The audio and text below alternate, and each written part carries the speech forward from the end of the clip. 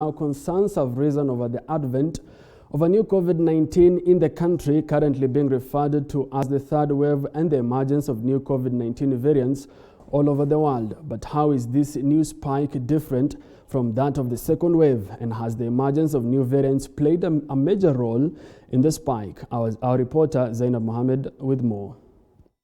Ever since news broke on the entry of new variants of the coronavirus in the country and the seemingly significant spike in COVID-19 cases over the last few days, many Kenyans are alarmed as the government officially declares the spike in cases the beginning of a third wave of COVID-19 infections in the country, as has been witnessed in other countries across the world. But is this new spike different from the second wave witnessed in October last year?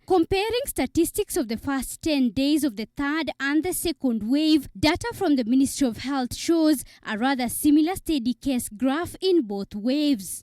In the second wave, between the 13th of October and the 22nd of October 2020, the number of cases vis-a-vis sample size significantly increased from as low as 318 cases out of a sample size of 2,592 on the 13th of October to 1,068 cases out of a sample size of 7,556 on the 22nd of October. This being mirrored in the third wave, with the cases significantly increasing between the 4th of March and the 13th of March from a low of 337 cases out of a sample size of 2,924 on the 9th of March to 870 cases out of a sample size of 6,309 on the 13th of March. A clear sign that factors such as the existence of new variants in the country have not played a huge role in the spike of COVID-19 cases, as has been assumed by many.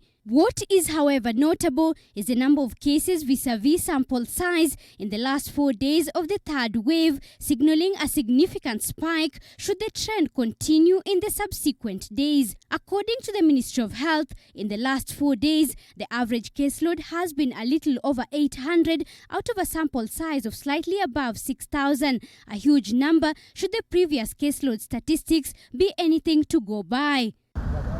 The Kenya Medical Research Institute KEMRI predicted a third wave of COVID-19 infections in the country and a rise in COVID-19 related deaths, citing school reopening and new variants as possible triggers of the wave.